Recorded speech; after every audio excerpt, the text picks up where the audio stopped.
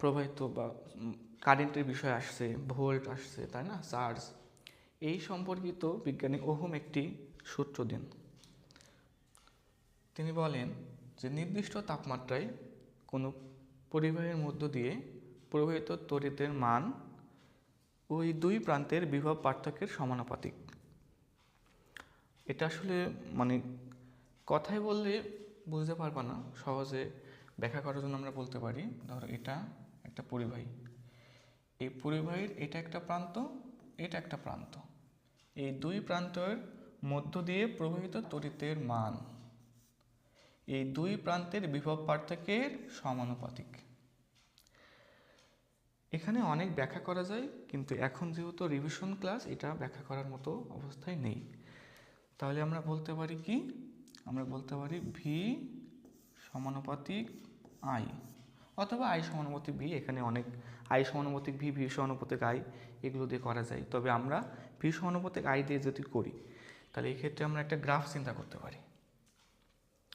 প্রথমত ভি সমানুপাতিক আই, দুই প্রান্তের বিভব পার্থক্য সমানুপাতিক দুই প্রান্তের এক প্রান্ত থেকে আর এক প্রান্তে প্রবাহিত তড়িতের মান।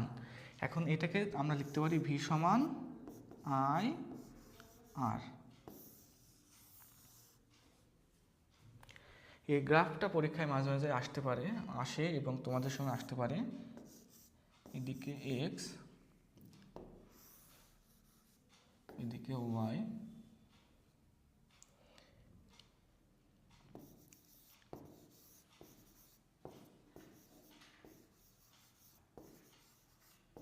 তড়িৎ প্রবাহ একক অ্যাম্পিয়ার,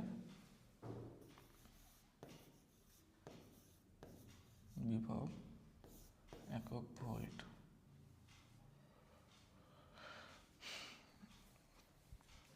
গ্রাফটা কেমন হবে? নির্দিষ্ট তাপমাত্রা হলে এইরকম সরল রেখা হবে। এখন এটা কেমনে আসে? ধরো এইরকমভাবে দিয়ে দিতে পারে পরীক্ষায়, এটা 2 অ্যাম্পিয়ার, এই ক্ষেত্রে ভোল্ট হতে পারে 10, এভাবে।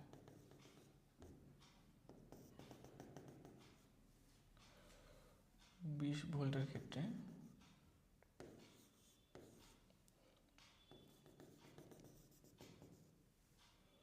হতে পারে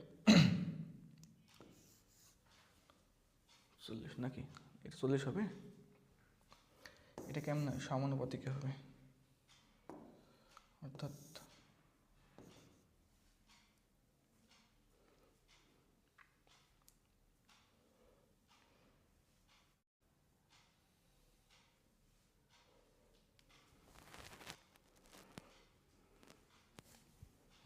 স্যার,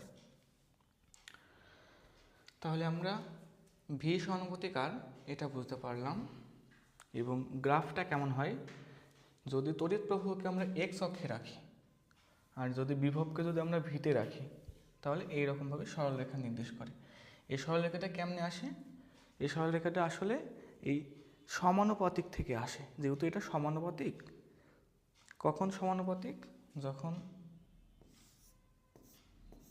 তাপমাত্রা যখন কনস্ট্যান্ট কে, তখন সেই ক্ষেত্রে কি হবে, এই বিভবের ক্ষেত্রে বিভব যত হবে সেই অনুপাতে কারেন্ট পাবো, প্রবাহ পাবো। যেমন এখানে 10, এখানে পাচ্ছি 2, 20, 4। যদি আমরা এখানে 5 নিই, তাহলে কত হবে? তাহলে হবে 1। যেহেতু সমানুপাতিক হারে কারেন্ট ফ্লো করবে এবং সমানুপাতিক হারে বিভব পার্থক্য সৃষ্টি হবে, সেই জন্য আমরা বিভব এবং তড়িৎ প্রবাহ, বিভব বনাম তড়িৎ প্রবাহ, এই গ্রাফটি সরলরেখা পাবো। এবং এর ঢাল পরীক্ষায় আসতে পারে, বের করতে বলো। ঢাল হবে কি, অলওয়েজ সরলরেখার ঢাল বা যে কোনো ঢাল বের করতে হলে আমরা বের করি del Y by del X. ঢাল সমান কি, del Y by del X. Del Y by del X সমান কি, ঢাল। ঢাল এখন ঢাল সমান del Y by del X. Del Y কিন্তু ডেল ভিকে প্রকাশ করবে এবং ডেল এক্স ডেল আইকে প্রকাশ করবে। তাহলে ঢাল সমান আমরা লিখতে পারি del V by del I, মানে V by R, V by I. এখান থেকে লিখতে পারি ভি বাই আই সমান আর, ভি বাই আই সমান আর, যেটা রোধ নির্দেশ করে। তাহলে ঢাল কি নির্দেশ করবে? ঢাল রোধ নির্দেশ করবে আর। এখন গ্রাফ থেকে আমরা ঢাল বের করতে পারি এবং ঢাল রোধ নির্দেশ করে। পরীক্ষায় এক্স অক্ষে তড়িৎ প্রবাহ, ওয়াই অক্ষে বিভব দিয়ে এই মানগুলো দিয়ে বলতে পারে যে রোধ বের করো। তো সেই ক্ষেত্রে আমরা কি করব? আমরা এইভাবে গ্রাফটা প্লট করে ঢাল বের করে লিখব রোধ এত। এই গ্রাফের ক্ষেত্রে ঢাল কত হবে?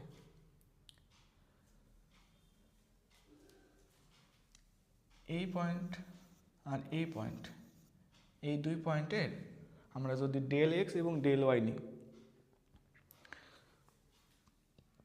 এখান থেকে এখানে,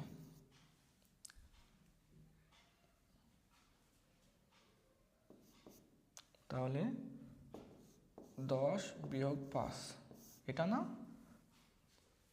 10 বিয়োগ 5, 10-এর ক্ষেত্রে 2, 5-এর ক্ষেত্রে 1, 2 বিয়োগ 1 সমান 5 ওহম একক, 5 ওহম রোধ।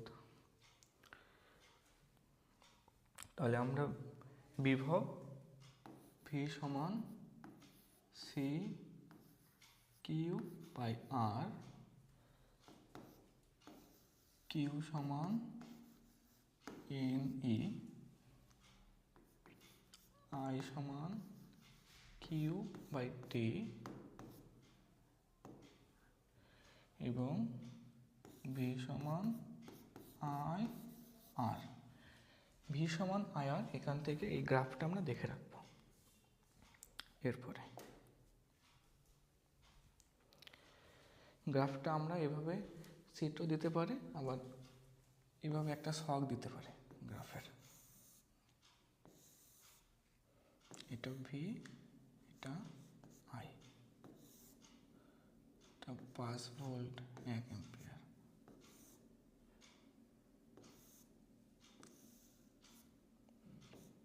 10 ভোল্ট 2 অ্যাম্পিয়ার,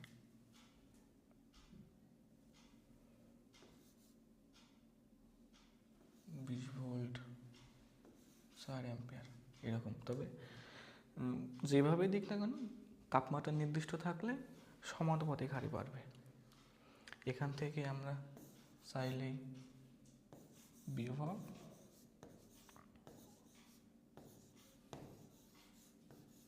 বনাম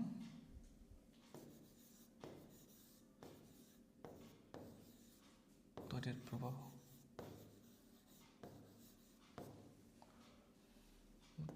গ্রাফ আঁকতে পারি এবং এই গ্রাফ থেকে আমরা ঢাল বের করতে পারি, যেটা আসলে রোধ নির্দেশ করে। তবে খেয়াল রাখতে হবে, এখানে বলছে বিভব বনাম তড়িৎ প্রবাহ। তাহলে যে কোনো গ্রাফের ক্ষেত্রে ওয়াই বনাম এক্স হয়। তাহলে ওয়াই অক্ষে বিভব, এক্স অক্ষে তড়িৎ প্রবাহ। যদি বলতো তড়িৎ প্রবাহ বনাম বিভব, সেই ক্ষেত্রে আমরা উল্টে করতাম। সেই ক্ষেত্রে ঢাল পেতাম 1/r, যেটা আসলে রোধ না, যেটা আসলে পরিবাহিতা নির্দেশ করে। পরিবাহিতা, পরিবাহিতা এটাও আসতে পারে, এটা একটু দেখে যেও, পরিবাহিতা। তাহলে আমরা